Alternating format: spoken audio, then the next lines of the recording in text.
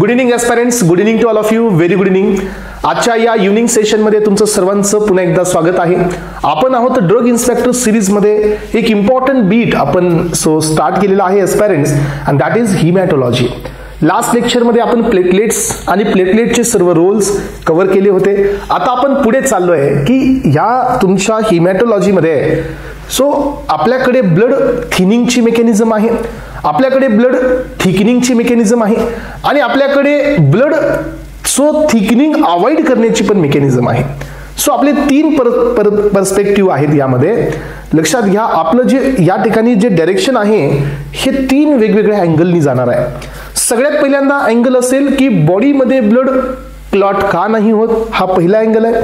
Second one आहे की जर गरज लागली इंजुरीच्या केसमध्ये तर ब्लड क्लॉट होतं, तर मग ते कसं होतं, हा दुसरा पॉइंट आहे. मग हे ब्लड क्लॉटिंग होण्यासाठी आधी प्लेटलेट्सचं ऍग्रिगेशन होणं गरजेचं आहे. प्लेटलेट ऍग्रिगेट झाल्या पाहिजेत. मग आपला नेक्स्ट ओव्हरव्ह्यू काय जातो की प्लेटलेट्सचं ऍग्रिगेशन कसं होतं. आणि एस्पायरंट्स, ज्या वेळेला आपण हे क्लॉटिंग आणि ऍग्रिगेशन ऍक्सेप्टेड नाही आपल्या बॉडीला, ज्या वेळेला हे प्लेटलेट ऍग्रिगेशन आपल्याला ऍक्सेप्टेड नाही आहे, त्यावेळेला याचे अँटागोनिझम कसं केलं जातं, तर परत एकदा समजून घ्या. तर एस्पायरंट्स, आजच्या या लेक्चरमध्ये आपण काय पाहतोय, आपण मेनली डील करतोय तीन इम्पॉर्टंट कॉन्सेप्टला. यातली पहिली कॉन्सेप्ट आहे की ब्लड बॉडीमध्ये थिन कसं राहतं, बॉडीमध्ये यांची क्लॉटिंग का नाही होत, why the normal person is not getting thrombosis. जो की आपण कॉमनली पाहतो डीप वेन थ्रोम्बोसिस, हा नॉर्मली का नाही पाहायला मिळत नॉर्मल हेल्दी पर्सन मध्ये. याचा अर्थ बॉडीमध्ये ब्लड हे थिन आहे. सेकंड थिंग, ज्या वेळेला बॉडीला एखादा कट लागेल, सेल डॅमेज होतील, इंजुरी होईल, त्यावेळेला बॉडीमध्ये ब्लड क्लॉटिंग होते आणि blood clotting is mediated by platelet aggregation. मग हे का होतं, मग होतं तर हे कसं होतं, यामध्ये पहिला पॉइंट आहे प्लेटलेट ऍग्रिगेशन आणि दुसरा पॉइंट आहे blood कोऑग्युलेशन.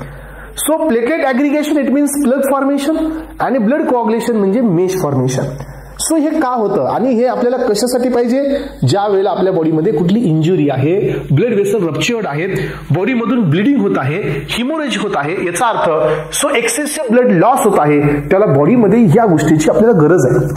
But aspirants, whenever there is a normal condition, आपल्याकडे क्लॉटिंग कुठल्याही प्रकारची इंजुरी नाही आहे आणि जर समजा एक्सेसिव्ह ब्लड क्लॉट होत असेल किंवा ब्लड क्लॉटिंग हे प्रिडॉमिनंट होत असेल आपल्या बॉडीमध्ये विदाउट एनी रिक्वायरमेंट, तर मग काय होईल सांगा.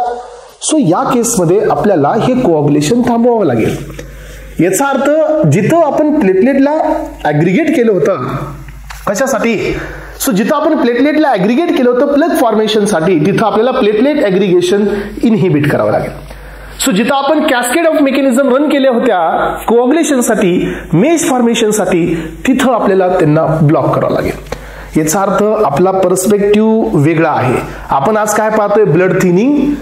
दुसरा कॉन्सेप्ट आहे ब्लड कोऑग्युलेशन, त्यामध्ये मेश फॉर्मेशन आणि प्लग फॉर्मेशन. आणि तिसरा कॉन्सेप्ट आहे प्लेटलेट ऍग्रिगेशन इनहिबिशन आणि ब्लड कोऑग्युलेशन इनहिबिशन.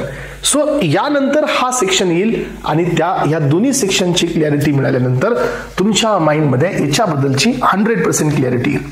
तर एस्पिरंट, चला तर या सेक्शनला आपण तीन वेगवेगळ्या सेक्शनमध्ये आपण डिवाइड केलेला आहे या आजच्या सेशनला म्हणा. आजच्या सेशनला आपण तीन वेगवेगळ्या सेक्शनमध्ये डिवाइड करतोय. यातील पहिला सेक्शन मी इथं घेत आहे की vascular endothelium in blood thinning. याचा अर्थ बॉडीमध्ये ब्लड हे थिन का असतं. तर एस्पिरंट्स, माहिती असू द्या तुम्हाला, ब्लड थिनिंग होण्यासाठी आपल्या बॉडीमध्ये वेगळे वेगळे फॅक्टर्स असतात जे की ब्लड थिनिंगचं काम करतात. त्यामध्ये पहिला फॅक्टर असतो एंडोथेलियम. एंडोथेलियम ही काय आहे, आपल्याकडे जे ब्लड वेसल मध्ये लेअर आहेत, आपल्याकडे कोणत्या लेअर आहेत सांगा, ब्लड वेसल मध्ये तीन लेअर आहेत एस्पिरंट्स, ट्युनिका इंटरना, ट्युनिका मीडिया आणि ट्युनिका एक्सटर्ना. यामध्ये जी सगळ्यात मधली लेअर असते दॅट इज ट्युनिका इंटरना, ही एंडोथेलियमची असते. एंडोथेलियम पासून दोन फॅक्टर रिलीज होतात. त्यातील पहिला फॅक्टर असतो PGI2, हा असतो प्रोस्टासायक्लिन, GI2. आणि दुसरा फॅक्टर असतो दॅट इज नायट्रिक ऍसिड म्हणजे NO आणि PGI2 हे दोन फॅक्टर रिलीज होतात एंडोथेलियम पासून आणि जे प्लेटलेट ऍग्रिगेशनला इनहिबिट करतात. त्यासोबत एस्पिरंट्स, हा जो थ्रोम्बिन असतो हा एका रिसेप्टरला ऍक्टिव्हेट करतो. That receptor is called thrombomodulin. Yes, this is the thrombomodulin receptor, जो रिसेप्टर एंडोथेलियम वरती असतो आणि याच्या ऍक्टिव्हेशननी थ्रोम्बिन, तुम्ही म्हणाल की थ्रोम्बिन हे काम का करेल, बिकॉज थ्रोम्बिन तर हा क्लॉटिंग वाला एस्पेरेंट्स, याचा हा सेकंड ऍक्शन आहे. हा थ्रोम्बोमॉड्युलिनच्या रिसेप्टरला ऍक्टिव्हेट करत या ठिकाणी ऍक्टिव्हेट करतो प्रोटीन सी ला, आणि प्रोटीन सी हा ऍक्टिव्हेट करतो प्रोटीन एस ला. हे पहा, प्रोटीन एस ऍक्टिव्हेट झाला की इनऍक्टिव्हेशन होतं फॅक्टर नंबर 7, काही ठिकाणी फॅक्टर नंबर 8. सो आणि कलेक्टिव्हली तुम्हाला मिळतं blood thinning in our body. याचा अर्थ बॉडीमध्ये ब्लड हे क्लॉट होत नाही या सगळ्या को फॅक्टर्समुळे.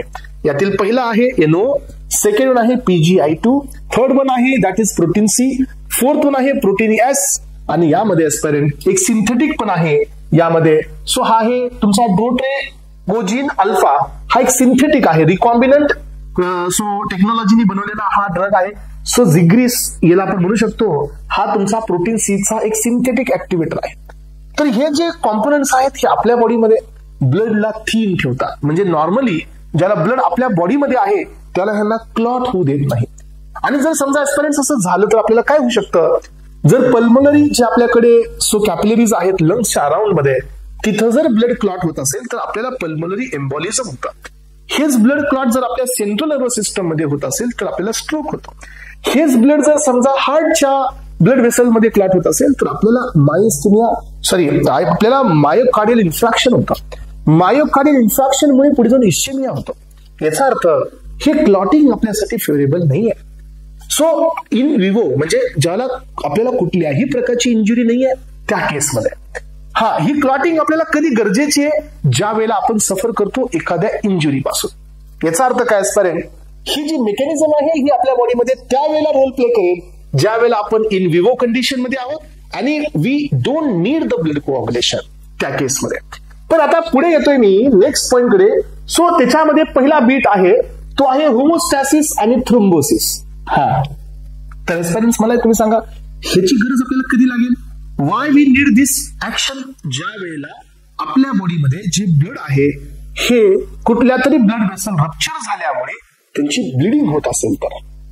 येस, लक्षात आलं का पहा सगळ्यांना, की ही मेकॅनिझम आपल्याला कधी लागणार आहे, ज्या वेळेला बॉडीमध्ये कुठेतरी कट झालेला आहे, ज्या वेळेला बॉडीमध्ये कुठेतरी इंजुरी झालेली आहे आणि कुठेतरी ब्लड लॉस होत आहे, त्या केसमध्ये आपल्याला थ्रोम्बोसिस होणं किंवा हिमोस्टॅसिस होणं हे खूप गरजेचं आहे. म्हणजे काय, क्लॉट फॉर्म होणं हे खूप गरजेचं आहे. मग आता ही कंडिशन वेगळी आहे, आधीची कंडिशन होती नॉर्मल. सो आता आपण या ठिकाणी चाललो, सो त्या कंडिशन मध्ये पाहतोय तो म्हणजे काय, हिमोस्टॅसिस आणि थ्रोम्बोसिस. याचा अर्थ की आता ब्लड कसं क्लॉट होतंय हे आपण पाहतोय. मग याच्यामध्ये असताना पहिली प्रोसेस असते कट झाल्यानंतर, तो म्हणजे मसल स्पाझम. डोंट वरी, तुम्हाला सगळ्या मेकॅनिझम ऑन बोर्ड मी एक्सप्लेन करेल, just wait and watch. So आता आपण काय पाहतोय की सगळ्यात आधी काय झालं, मसल स्पाझम. जिथं तुमचा कट झालेला आहे त्या ब्लड वेसल्स एकामेकाकडे अपोजिट अट्रॅक्शन दाखवण्याचा प्रयत्न करतात आणि हे होत असतं ट्युनिका मीडियामुळे. कारण ट्युनिका मीडियामध्ये स्मूथ मसल्स असतात आणि या ट्युनिका मीडियाला ऍक्टिव्हेट करणारा असतो सेरोटोनिन. सेरोटोनिन यांचं कॉन्ट्रॅक्शन करतो आणि हे मसल स्पाझम होतं, जेणेकरून काय होईल, जो कट झालेला जो इंटरनल डायमीटर आहे तो या ठिकाणी डिक्रीज होईल आणि ब्लिडिंग जी आहे ही थोडीशी प्रिव्हेंट होईल. याचा अर्थ पहिल्यांदा असतं मसल स्पाझम. दुसरी मेकॅनिझम आहे असतं प्लग फॉर्मेशन. प्लग फॉर्मेशन म्हणजे काय, की आता मसल स्पाझम थोडं झालेलं आहे, कोलेजन फायबर्स पण इथं काही सिंथसाइज होतात. आता सगळ्यात पहिल्यांदा इथं या ठिकाणी मेश तयार होणार नाही आहे, सगळ्यात पहिल्यांदा इथं प्लेटलेट्सचं ऍग्रिगेशन होणार आहे. प्लेटलेट्स हे इथं रिक्रूट होणार आहेत आणि एक प्लग इथं तयार होणार आहे. मग आपण हेच पाहणार आहोत की हा कसा तयार होतो. येस, याची पण आपल्याला थोडीशी मेकॅनिझम घ्यायची असणार. प्लग फॉर्मेशन मध्ये प्लेटलेटचं ऍक्टिव्हेशन आहे, प्लेटलेटचं ऍडिशन आहे, त्यानंतर इंटरमिडिएट्स काही रिलीज होतात प्लेटलेट्स मधून आणि finally you will get the platelet aggregation. आणि प्लेटलेट ऍग्रिगेशनच्या नंतर असतं ब्लड कोऑग्युलेशन आणि याच्यानंतर असतं फायब्रिनचं रिमूव्हल. तर पाठीमागच्या लेक्चर मध्ये पण आपण याबद्दलची बेसिक इन्फॉर्मेशन पाहिली होती. आता या लेक्चर मध्ये पण आपण ते आता ऍडव्हान्स लेवलला जाऊन पाहणार आहोत. जरा आता थोडंसं लक्ष देऊन ऐका, कारण याच मेकॅनिझम पुढे बी आहेत आणि याच मेकॅनिझमच्या बेसिसवरती मी तुम्हाला क्लासिफिकेशन पण देणार आहे. येस, तर आता आपण घेणार आहोत सगळ्यात पहिल्यांदा सो एक पहिली मेकॅनिझम, ज्या वेळेला ही तुमची ब्लड वेसल आहे, सो एस्पिरंट ज्याला हे नॉर्मल असते त्यावेळेला काही गरज नाही, पण ज्या वेळेला ही ब्लड वेसल कुठून तरी कट होते त्यावेळेला ही कहाणीची सुरुवात होते. फॉर एक्झाम्पल आता तुम्हाला दाखवतोय मी की इथं तुमच्या ब्लड वेसल्स हे कट झालेले आहेत.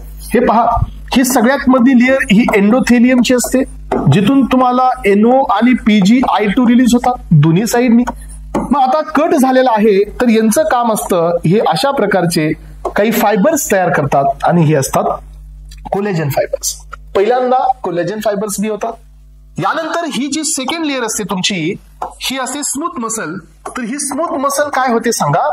सो तुमच्या प्लेटलेट मधून जो रिलीज झालेला एक कॉम्पोनंट असतो ह्या स्मूथ मसलला कॉन्ट्रॅक्ट करतो आणि कॉन्ट्रॅक्शन झाल्यानंतर हा इकडे कॉन्ट्रॅक्ट होतो, हा या साईडला कॉन्ट्रॅक्ट होतो आणि मधला जो स्पेस आहे तो थोडासा डिक्रीज होतो आणि याच्यामुळे ब्लिडिंग इथं थोडीशी प्रिव्हेंट होते. त्यामुळे पहिली मेकॅनिझम असते दॅट इज द मसल स्पाझम. तर एस्पिरंट्स लक्षात घेण्याचा प्रयत्न करा. आता मी तुम्हाला सगळ्या मेकॅनिझम आणि सगळे ड्रग्ज द्यायला जात आहे. प्लेटलेट्स, आता तुम्हाला या ठिकाणी सो इथं मेश तयार करण्याच्या आधी तुम्हाला प्लेटलेट्सचं ऍक्टिव्हेशन करावं लागेल. मग आता काय होतं पहा की ही प्लेटलेट इनॅक्टिव्ह आहे. ज्यावेळेला ही प्लेटलेट डॅमेज झालेला एंडोथेलियमला ऍडिजन मध्ये जाते. ऍडिजन म्हणजे काय, सगळ्यात पहिल्यांदा ज्याला स्टिक होते त्यावेळेला ही प्लेटलेट ऍक्टिव्हेट होते. लक्षात घ्या. So first of all first mechanism आहे that is platelet adhesion. So to the endothelium जे की डॅमेज्ड आहे तिथं ह्या प्लेटलेट्स जाऊन अटॅच होतात. अटॅच झाल्यानंतर ही प्लेटलेट ऍक्टिव्हेट होते आणि ऍक्टिव्हेट झाल्यानंतर एस्पिरंट्स या प्लेटलेट मधून काही इंटरमिडिएट्स तुमचे रिलीज होत असतात. तर एस्पिरंट्स या सगळ्या मेकॅनिझम होते ड्रग्स आहेत. एकदा मेकॅनिझम क्लिअर झाल्या की ड्रग्स क्लिअर व्हायला वेळ लागणार नाही. मग आता फर्स्ट काय असणार आहे की हा जो प्लेटलेट आहे तुमचा, इथून तुम्हाला नॉन प्रोटीन पार्ट रिलीज होताना पाहायला मिळतात. त्यातला पहिला पार्ट असतो एडीपी. एडीपी कोण असतो, ऍडेनिन डायफॉस्फेट असतो. लक्षात ठेवा, एडीपी तयार होतो. आणि यानंतर पहा सेकंड पॉइंट, इथं मी तुमच्या या थोडस बोर्डच्या खाली येऊन हे डायग्राम काढत आहे आणि ही डायग्राम आहे प्लेटलेटची. या प्लेटलेट वरती पहिला रिसेप्टर देतोय दॅट इज GP2B आणि ह्या सेकंड प्लेटलेटच्या वरती मी अजून एक रिसेप्टर देत आहे आणि that receptor is non as GP3B 3A. Yes, this is 3A. हे ग्लायकोप्रोटीनचे रिसेप्टर्स आहेत, हे प्लेटलेट्स वरतीच आहेत. मग आता काय होणार आहे पहा की इथून जो पहिल्यांदा एडीपी रिलीज झालेला आहे, सो हा एडीपी या ठिकाणच्या प्लेटलेट वरती असणाऱ्या P2Y12 हे प्युरिनचे रिसेप्टर्स असतात. या रिसेप्टरचा तो ऍगोनिस्ट आहे. येस, ऍगोनिस्ट आहे हा, समजून घ्या. आणि यानंतर इथून दुसरा कॉम्पोनंट तयार होणार आहे, तो म्हणजे ऍराचिडोनिक ऍसिड. काय असतं ऍराचिडोनिक ऍसिड माहितीये, तर हा फॉस्फोलिपिड पासून तयार झालेला आहे इंटरमिडिएट असतो ऍराचिडोनिक ऍसिड. मग ह्या ऍराचिडोनिक ऍसिड वरती कॉक्स कोण असतो, सायक्लोऑक्सिजिनेज हा एन्झाइम असतो जो की हा ऍराचिडोनिक ऍसिड वरती काम करतो आणि हे सिंथसाइज करतं थ्रोम्बोक्सिन A2 चा. कशाचं सिंथसिस होतं, थ्रोम्बोक्सिन A2 चा. मग आता थ्रोम्बोक्सिन A2 हा इथं तुमच्या थ्रोम्बोक्सिन A2 रिसेप्टर वरती काम करतो आणि हे दोघांचं काम झाल्यानंतर हे दोघंच्या दोघं ह्या रिसेप्टर मध्ये कन्फर्मेशनल चेंजेस घेऊन येतात. हे पहा, या रिसेप्टर मध्ये आणि या रिसेप्टर मध्ये कन्फर्मेशनल चेंजेस येतात आणि हे पहा एस्पिरंट्स, हे कन्फर्मेशनल चेंजेस आल्यानंतर हा ग्लायकोप्रोटीन रिसेप्टर जो असतो, ग्लायकोप्रोटीन 2B आणि ग्लायकोप्रोटीन 3A जो रिसेप्टर आहे एस्पिरंट्स, हा होतो ऍक्टिव्हेट किंवा मॉड्युलेट होतो. आणि ह्या दोघांच्या मध्ये एक लिगॅंड असतो. इथं थोडस मी चेंज करतो याला. सो या दोघांच्या मध्ये एक लिगॅंड असतो, लक्षात घ्या एस्पिरंट. आणि हा जो लिगॅंड असतो हा असतो तुमचा सो फायब्रिनोजन. आणि ही एक प्लेटलेट दुसऱ्या प्लेटलेट सोबत काय होते, लिंक होते. आणि एस्पिरंट्स यांचं या ठिकाणी लिंकेज होतं. लिंकेज झाल्यानंतर हे झाल्या प्लेटलेट्स ऍग्रिगेट. म्हणजे तुम्हाला हे लक्षात आलं की प्लेटलेट्सचं ऍग्रिगेशन का झालेलं आहे. यासोबत तुम्हाला माहिती असू द्या, या तुमच्या प्लेटलेट्स मधून so VWF that is von Willebrand factor पण रिलीज होत असतो. हा फॅक्टर तुमच्या फॅक्टर नंबर 8 ला ऍक्टिव्हेट करत असतो. हे क्लॉटिंगचा फॅक्टर आहे, सांगतो मी तुम्हाला. यानंतर इथून तुम्हाला अजून एक पाहायला मिळतो आणि तो म्हणजे सेरोटोनिन. तर सेरोटोनिन तुमच्या स्पाझमसाठी गेलेला आहे आणि यामध्ये अजून एक इथं रिलीज होतो कॉम्पोनंट दॅट इज कॅल्शियम. तर कॅल्शियम बी कॉन्ट्रॅक्शनचं काम करतंय, कॅल्शियम बी कोऑग्युलेशनचं काम करतंय. याचा अर्थ प्लेटलेट हे एवढे रोल प्ले करत असतं ऍग्रिगेशनसाठी. मग काय होतं माहितीये तुम्हाला, लक्ष नाही का आता पहा. सो मेकॅनिझम तुम्हाला दाखवतो हे बघा, या साईडनी इथून या की सगळ्यात पहिल्यांदा ब्लड वेसल हे रप्चर होणार आहे. येस, ब्लड वेसल हे इथं रप्चर्ड होणार आहेत ऍस्पिरंट्स. हे रप्चर झालेल्या ब्लड वेसल्स इथं अटॅचमेंट होणार आहे. कुणाची अटॅचमेंट विथ सो एंडोथेलियम. कुणाची अटॅचमेंट होणार आहे, प्लेटलेटची. येस, एंडोथेलियमची अटॅचमेंट होणार आहे. सो अटॅचमेंट झाल्यानंतर प्लेटलेट मधून रिलीज होतील. येस, रिलीज होत असतात. सो इंटरमिडिएट्स.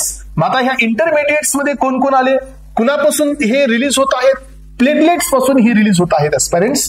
इंटरमिडिएट मध्ये पहिला इंटरमिडिएट आला एडीपी. सो दुसरा इंटरमिडिएट आला थ्रोम्बोक्सिन A2. सो एडीपी आणि थ्रोम्बोक्सिन A2, हा थ्रोम्बोक्सिन A2 गेला, एडीपी या साईडने गेला आणि ऍक्शन तुम्हाला मिळाली. यानंतर पहा ऍस्पिरंट, हे जे ऍक्टिव्हेशन केलं आपण 2BA आणि सो 2B, GP2B आणि GP3A, तर यांच्या ऍक्टिव्हेशन साठी अजून एक कॉम्पोनंट असतो आणि तो असतो थ्रोम्बिन. थ्रोम्बिन याला ऍक्टिव्हेट करण्याचा प्रयत्न करतो.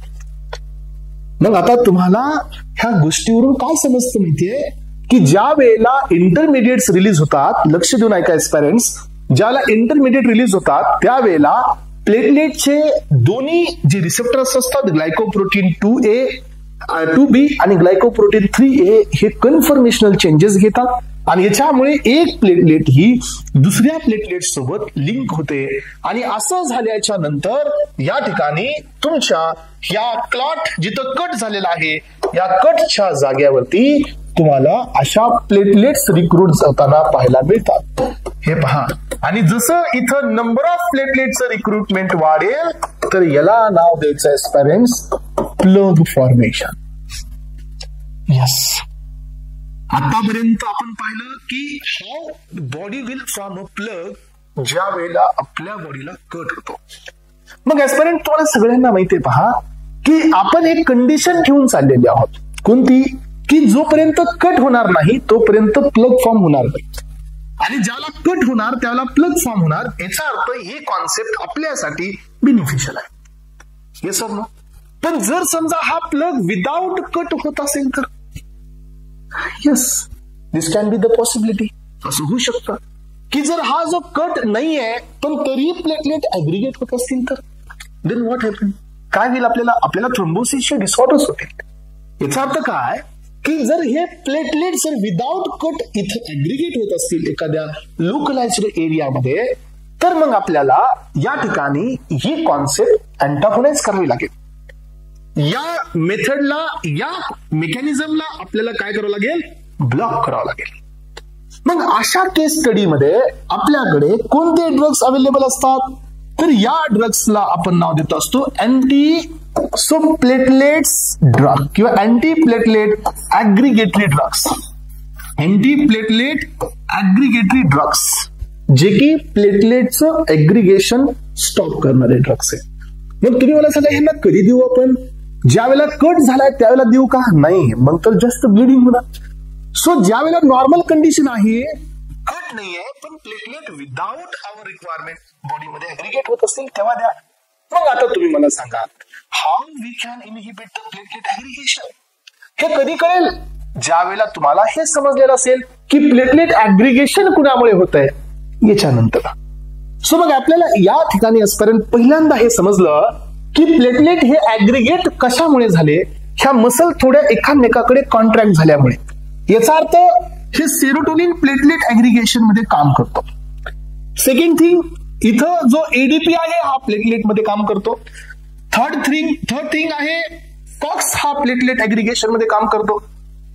हा थ्रोम्बोक्सिन A2 हा प्लेटलेट मध्ये काम करतो ऍग्रिगेशनच्या, आणि हे ग्लायकोप्रोटीनचे रिसेप्टर्स पण प्लेटलेट ऍग्रिगेशन मध्ये काम करतात. मग आपल्याला जर ऍग्रिगेशन नको आहे तर मग काय करायचंय, हे सगळे टार्गेट्स ब्लॉक करा.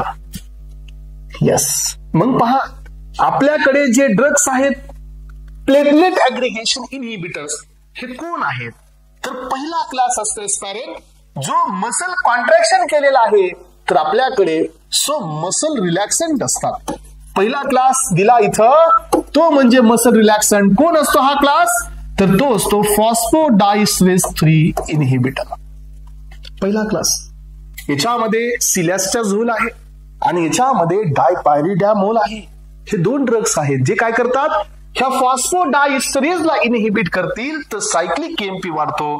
आणि एस्पायरंट बेसिक कडे जाऊन पहा, cyclic KMP if it is increase in the smooth muscle, मग तिथं तुम्हाला रिलॅक्सेशन होतं. सायक्लिक केएमपी जर कार्डियक मसल मध्ये वाढत असेल तर कॉन्ट्रॅक्शन होतं. इथं थोडंसं अपोजिट असते, हे एक्सेप्शन आहे.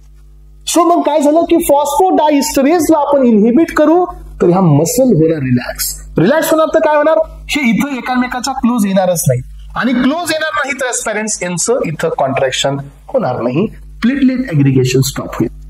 सेकंड थिंग काय केली मग आपण सांगा. सेकंड थिंग इथं या एडीपी मुळे प्लेटलेटचं ऍग्रिगेशन होत आहे. मग आपण या ठिकाणी याला ब्लॉक करून टाकू. तर आपल्याकडे हा दुसरा क्लास असतो P2Y12 अँटागोनिस्ट. याला ब्लॉक करा. जर तुम्ही याला ब्लॉक केलं या रिसेप्टरला तर काय होणार आहे की प्लेटलेट ऍग्रिगेट होणारच नाही, कारण एडीपीची ऍक्शन इनिशिएट होणारच नाही. तिसरा आपल्याकडे क्लास कोणता आहे सांगा बरं एस्पायरेंट, की हा जो कॉक्स आहे ज्याच्यामुळे थ्रोम्बॉक्सिन A2 सिंथसाइज होतोय, याला आपण ब्लॉक करू.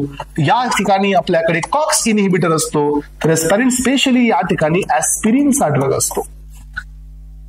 येस, ऍस्पिरिन हा कॉक्स इनहिबिटर आहे. यानंतर आपल्याकडे अजून कोणता क्लास अवेलेबल असू शकतो? येस, इथं पहा की हा जो ग्लायकोप्रोटीनचा जो रिसेप्टर आहे यालाही ब्लॉक करू शकतो आपण. तर एस्पायरेंट्स ग्लायकोप्रोटीन 2B आणि ग्लायकोप्रोटीन 3A. हे अँटागोनिस्ट जर आपण दिले तर हे बी ब्लॉक होतात आणि हे ब्लॉक झाले की प्लेटलेट्स ऍग्रिगेशन होत नाही. आणि लास्ट वाला जो क्लास असतो आपल्याकडे, ह्या थ्रोम्बिनला इनहिबिट करा. डायरेक्ट थ्रोम्बिन इनहिबिटर्स द्या एस्पायरेंट्स. जर तुम्ही यांना इनहिबिट केलं तर हे ऍग्रिगेशन पुन्हा स्टॉप होतं. ह्याच्यावर काय समजलं? याच्यावरून तुम्हाला अँटी प्लेटलेटचे क्लासिफिकेशन क्लिअर झाले. पहिला क्लास आला फॉस्फोडायस्टरेज इनहिबिटर, दुसरा क्लास आला P2Y2 एंटागोनिस्ट म्हणजे रिसेप्टर ब्लॉकर्स, तिसरा क्लास आला थ्रोम्बॉक्सिन A2 सिंथेसिस इनहिबिटर, चौथा क्लास आला ग्लायकोप्रोटीन 2B आणि ग्लायकोप्रोटीन 3 हे एंटागोनिस्ट, आणि लास्ट वाला क्लास आला एस्पायरेंट तो म्हणजे तुमचा डायरेक्ट थ्रोम्बिन इनहिबिटर्स. एवढे क्लास द्या आणि काय करा, प्लेटलेट्स ऍग्रिगेशन स्टॉप करा. याच्यावरून आपण काय समजून घेतलं? आपण दोन कॉन्सेप्टला क्लिअर केलं, एक प्लेटलेट्सचं ऍग्रिगेशन आणि एक प्लेटलेट्सचं ऍग्रिगेशनचं इनहिबिशन. आणि आता आपण हा पार्ट एकदम क्लिअर केलेला आहे. समजलं तुम्हाला एस्पायरेंट्स? बघा आता मग आता आपण इथं जाऊया आपल्या ह्या टॉपिक कडे जिथं आपण आलेले आहोत. मग आता आपण दोन पद्धतीने जाणार आहोत, राईट. मी अजून कोऑर्डिनेशन कडे गेलेलो नाहीये, समजून घ्या. आपण दोन पद्धतीने जातोय. याच्यातला पहिला पद्धत आहे आपल्याला काय शिकायचं आधी, म्हणजे प्लेटलेटचं ऍग्रिगेशन शिकायचं आणि त्याच्यानंतर याचे अँटी ऍग्रिगेशन, राईट. मग आता प्लेटलेटचं ऍग्रिगेशन म्हणजे प्लग फॉर्मेशन. याच्यामध्ये 4-5 स्टेप आहेत. प्लेटलेटचं ऍडिजन आहे, मग ऍक्टिव्हेशन आहे, मग इंटरमिडिएटचं रिलीज होतं आणि मग ऍग्रिगेशन होतं. तर ह्या स्टेप समजूया, मग कोऑग्युलेशन कडे जाऊया. तर मी या ठिकाणी प्लेटलेटचं ऍग्रिगेशन देतोय. याच्यामध्ये पहिली स्टेप आहे व्हॅस्क्युलर स्पाझम, दुसरी स्टेप आहे ऍडिजन, तिसरी स्टेप आहे ऍक्टिव्हेशन आणि चौथी स्टेप आहे ऍग्रिगेशन. ऍक्टिव्हेशनच्या मध्ये इथं तुम्हाला इंटरमिडिएट्स रिलीज करायचे, मग हे तुम्हाला सांगता येईल. हे पहा, व्हॅस्क्युलर स्पाझम कशामुळे? सेरोटोनिनमुळे. स्मूथ मसल कॉन्ट्रॅक्ट होतील, आत्ताच आपण बघितलं. बघा आता तुम्हाला खूप सोपं जाणार आहे. सेरोटोनिन काय करतात? कॉन्ट्रॅक्शन, आणि व्हॅस्क्युलर स्पाझम होतं. मग आता पहा, प्लेटलेट्स ऍडिजन म्हणजे काय? हे प्लेटलेट स्टिक होतात to the exposed endothelial cells. जिथं कट झालाय तिथे जाऊन हे अटॅच होतात, दॅट इज ऍडिजन. याच्यानंतर असतं प्लेटलेटचं ऍक्टिव्हेशन. ऍक्टिव्हेशन म्हणजे काय फ्रेंड्स, की याच्यामध्ये प्लेटलेट काही इंटरमिडिएटला रिलीज करतं, जसं की activated platelet release the non protein molecules that is adenine diphosphate. That is second one serotonin. Third one होता दॅट इज VWF. हा कोण होता? VWF this is Willebrand factor असतो हा. फायब्रिनोजन आणि कॅल्शियम आणि सेरोटोनिन एवढ्याला तो रिलीज करतो. मग यानंतर platelet also synthesise the thromboxane A2. पहा, आपण हे आताच पाहिलं की थ्रोम्बॉक्सिन A2 पण इथं सिंथसाइज होतो एस्पायरेंट. यानंतर पहा हा कोण असतो थ्रोम्बोक्सिन A2, तर हा पॉवरफुल वेझो कन्स्ट्रिक्टर असतो आणि प्लेटलेट्सचा ऍक्टिव्हेटर असतो. मग हे प्लेटलेट्सचं ऍग्रिगेशन होतं. कसं झालं बघा, आधी इंटरमिडिएट तयार झाले, आता ऍग्रिगेट कसे होतात पहा. Signalling from the activation pathway, changes in the conformational changes in GP2B आणि GP3A यांच्यामध्ये चेंजेस होतात. सो या हे इंटिग्रिनचे रिसेप्टर्स, हे एकामेकाला अटॅच होणारे रिसेप्टर्स आहेत aspirants on the platelet surface आणि causing to become a glycoprotein 2B आणि glycoprotein 3A receptor activation. So the plasma protein fibrinogen act as a bridge. मी तुम्हाला सांगितलं ना, ह्या दोन GP2B आणि GP3A च्या मध्ये जे लिंकर असतो तो कोण असतो, तो फायब्रिनोजन असतो, तो ब्रिजचं काम करतो आणि बाइंडिंग होतो ह्या दोघांच्या रिसेप्टरचं ऍडजस्टंट प्लेटलेट्स मध्ये आणि या ठिकाणी ऍग्रिगेट तयार होतं. ऍग्रिगेट तयार झालं की मग काय होतं, more platelets will recruit on the spot आणि काय तयार होतो हे पहा, more platelets recruited from this area आणि प्लग तयार होतो. मग आपण इथं काय केलं, आता प्लग तयार केलेला आहे एस्पेरेंट्स, राईट. मग मी एक चार्ट तुम्हाला दिलाय. ह्या चार्ट मध्ये मी सांगितले की प्लेटलेटचे ऍक्टिव्हेटर्स, दुसरा चार्ट दिलाय की प्लेटलेटचे ऍक्टिव्हेटरचे इनहिबिटर्स. मग आता ऍक्टिव्हेटर्स मध्ये कोण कोण आलं, कोलेजनचा फायबर आला जो की याला मदत करते. So VW factor, that is von Willebrand factor. Thromboxane A2 आला, थ्रोम्बिन आला, ADP आला, कॅल्शियम आला. हा तर एस्पेरेंट हे 2 पॉइंट मात्र नवीन आले. That is first one is a P selectin. हा कोण असतो, सेल ऍडिशन मॉलिक्युल असतो, secreted from the endothelial cells, endothelial पासूनच रिलीज होत आहे. आणि दुसरा आहे या ठिकाणी कन्व्हलेक्सिन. तर हा प्युरिफाईड प्रोटीन असतो जो की स्नेक वेनम पासून मिळतो. हे पण कोऑग्युलेशन करतो, तुम्हाला माहित असं द्या. स्नेक बाईट झाल्यानंतर प्लेटलेट आपलं ब्लड आधी कोऑग्युलेट होतात आणि याचं कारण असतं ह्या सबस्टान्समुळे, याच्यामुळे आपल्या बॉडीमध्ये ब्लड कोऑग्युलेट होतात. मग एस्पेरेंट प्लेटलेट्सचं कोऑग्युलेशन इनहिबिट करणारे म्हणजे आपल्या बॉडीमध्ये ब्लडला थिन ठेवणारे कोण आहेत, नायट्रिक ऑक्साईड, प्रोस्टासायक्लिन आहे, क्लॉटिंग फॅक्टर 2, 6, 9, 10, 11, 12. हे असं का दिलंय मी, याचा अर्थ हे फॅक्टर सगळे इनॅक्टिव्ह फॉर्म मध्ये आहेत. जिथे A असतो तर ते ऍक्टिव्ह असतात, हे इनॅक्टिव्ह आहेत, याचा अर्थ हे कोऑग्युलेशनला सध्या फेवर नाही करत, हे ऍक्टिव्ह झाल्यानंतर फेवर करतात, हे सध्या इनॅक्टिव्ह आहेत. न्यूक्लियोटिडेज म्हणजे काय, जे की ब्रेकडाऊन करतो ADP कोण आहे, ऍडिनिन डायफॉस्फेट आहे. ऍडिनिन हा एक न्यूक्लियोटाइड आहे. न्यूक्लियोटाइड म्हणजे तिघांचं कॉम्बिनेशन असतं, बेस, शुगर आणि फॉस्फेट, म्हणजे यांच्यामध्ये फॉस्फोडायइस्टर बॉन्ड असतो. मग हा फॉस्फोडायइस्टर बॉन्ड ब्रेक करणारा हा एन्झाईम ADP ला डिस्ट्रॉय करतो आणि ADP डिस्ट्रॉय होत असेल तर प्लेटलेट्सचं ऍग्रिगेशन होणार नाही. यानंतर प्रोटीन C, प्रोटीन S. इथं झालं एस्पेरेंट तुमचा प्लेटलेट ऍग्रिगेशनचा पार्ट. मग आता मला क्लिअर करायचंय की अँटी प्लेटलेट ड्रग कोण आहेत. तर एस्पेरेंट आत्ताच आपण एक्सप्लेन केलं की अँटी प्लेटलेट म्हणजे ते ड्रग असतील जे की स्पाझम इनहिबिट करतील. अँटी प्लेटलेट्स म्हणजे ते ड्रग असतील जे की या ठिकाणी P2Y12 रिसेप्टरला ब्लॉक करतील. अँटी प्लेटलेट ते ड्रग्स असतील जे की ग्लायकोप्रोटीन 2B आणि 3A ला ब्लॉक करतील, थ्रोम्बोक्सिन A2 ला ब्लॉक करतील आणि या ठिकाणी या सगळ्यांचा ऍक्शन असणार आहे प्लेटलेट ऍग्रिगेशन इनहिबिटर. तर या चार्ट मध्ये जरा लक्ष देऊन ऐका, लक्ष देऊन पहा की देण्यात काय आलेलं आहे ह्या क्लासिफिकेशन मध्ये. थोडंसं हे क्लासिफिकेशन तुम्हाला मी झूम करून दाखवतो जेणेकरून तुम्हाला हा पार्ट जरा थोडासा अजून जास्त क्लिअर होईल. आणि या क्लासिफिकेशनच्या बेसिसवरती तुम्ही प्लेटलेटचे सगळे ड्रग्स क्लिअर करू शकता. बघा आता इथं कॉक्स इनहिबिटर आला, याचा अर्थ काय की कॉक्स हा थ्रोम्बोक्सिन A2 ला बनवत होता, म्हणजे हे थ्रोम्बोक्सिन A2 सिंथेसिसचे इनहिबिटर आले. यामध्ये ऍस्पिरिन आला, ऍस्पिरिनला मीन ऍक्शन असते.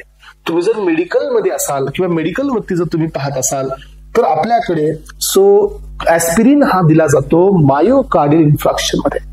ऍस्पिरिन हा दिला जातो इस्केमिक कंडिशन मध्ये. कशामुळे? कारण ऍस्पिरिन कडे अँटी प्लेटलेटची प्रॉपर्टी आहे. ऍस्पिरिन हा एक non steroidal anti inflammatory drug आहेच, पण ऍस्पिरिन हा कॉक्स इनहिबिटर बी असल्यामुळे हा थ्रोम्बोक्सिन A2 चं सिंथेसिस कमी करतो आणि थ्रोम्बोक्सिन A2 नाही तर ऍक्टिव्हेशन कमी होईल. यानंतर ऍस्पिरिन आपल्याकडे दुसरा क्लास आहे P2Y12 रिसेप्टर. येस, आता P2Y12 रिसेप्टर जो आहे हा प्रोटीनचा रिसेप्टर आहे ADPचा. याला ब्लॉक करून टाकू आपण, कारण आपण काय पाहतोय सध्या अँटी प्लेटलेटचे ड्रग्स पाहतोय.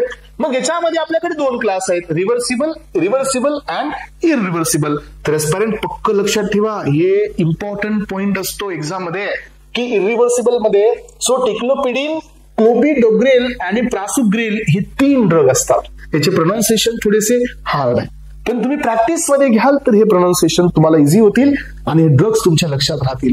मग तुम्हाला जर कोणी विचारलं की क्लोपिडोग्रेल कोण आहे, तर तुम्हाला सांगता आलं पाहिजे की हा P2Y12 रिसेप्टर आहे, जो की एडीपीचा ब्लॉकर आहे आणि हे इरिव्हर्सिबल नेचरचा आहे. सो यानंतर पहा सेकंड रिव्हर्सिबल मध्ये सो टिकाग्रेलोर आणि सेकंड असतो कॅनग्रेलोर. हे 2 ड्रग असतात जे P2Y12 चेच अँटागोनिस्ट आहेत, पण हे रिव्हर्सिबल नेचरचे आहेत. यानंतर पहा स्टुडंट्स, आपल्याकडे नेक्स्ट तिसरा क्लास काय असणार आहे, तो म्हणजे ग्लायकोप्रोटीनचे रिसेप्टर अँटागोनिस्ट. कारण अल्टिमेटली यांच्याच तर ऍक्टिव्हेशनमुळे प्लेटलेट ऍग्रिगेशन झालंय. येस, एडीपीने येऊन यालाच ऍक्टिव्हेट केलंय, थ्रोम्बॉक्सिन A2 ने येऊन पण कुणाला ऍक्टिव्हेट केलं, यालाच ऍक्टिव्हेट केलंय. याचा अर्थ प्लेटलेटचं ऍग्रिगेशन होण्याचं जे मेन रिझन आहे तर ते हे रिसेप्टर आहे, ग्लायकोप्रोटीन 2B आणि ग्लायकोप्रोटीन 3A रिसेप्टर. मग आपण यालाच ब्लॉक करूया. मग याला ब्लॉक करण्यासाठी आपल्याकडे 2 पॉसिबिलिटी आहेत. एक क्लास आहे सिंथेटिक ड्रग वाला, तर दुसरा क्लास आहे मोनोक्लोनल अँटीबॉडी वाला. म्हणून तर पहा एक्झाम मध्ये मोनोक्लोनल अँटीबॉडी जी इथं वापरली जाते याला हायलाइट केलं जातं, बिकॉज ही एक मोनोक्लोनल अँटीबॉडी आहे ऍप्सिझिमाब, जी की so glycoprotein, yes glycoprotein 2A आणि ग्लायकोप्रोटीन 2B आणि 3A यांचा हा अँटागोनिस्ट आहे. ही मोनोक्लोनल अँटीबॉडी आहे. सो ही मोनोक्लोनल अँटीबॉडी आहे म्हणून हे सेपरेटली देण्यात आलेलं आहे. यानंतर सिंथेटिक ड्रग मध्ये पहा, सो सिंथेटिक ड्रग मध्ये इथं ड्रग आहे इप्टिसोफायबेटाइड आणि दुसरा ड्रग असतो टायरोफिबन. हे 2 ड्रग असतात जे की ग्लायकोप्रोटीन 2B आणि 3A चे अँटागोनिस्ट आहेत, पण हे सिंथेटिक आहे. झाले का आपले 3 महत्वाचे क्लास? झाले. आता आपण प्लेटलेट मध्ये जो शेवटचा क्लास तुम्हाला मी दिला होता स्पाझम इनहिबिट करणारा, तो म्हणजे फॉस्फोडायइस्टरेज 3 ब्लॉकर. तो आहे तुमचा, इथं 3 दिलेला नाहीये पण हा 3 आहे, लक्षात ठेवा. याचं एक्झाम्पल आहे डायपायरिडामोल आणि सिलेस्टेझोल. याचा अर्थ आपण प्लेटलेटचे ऍग्रिगेशन बी पाहिले आणि प्लेटलेट ऍग्रिगेशन इनहिबिटर्सचे ड्रग्स बी कव्हर केले. आजच्या या लेक्चरमध्ये हा पार्ट 1 सेक्शन तुमचा इथं फिनिश झाला.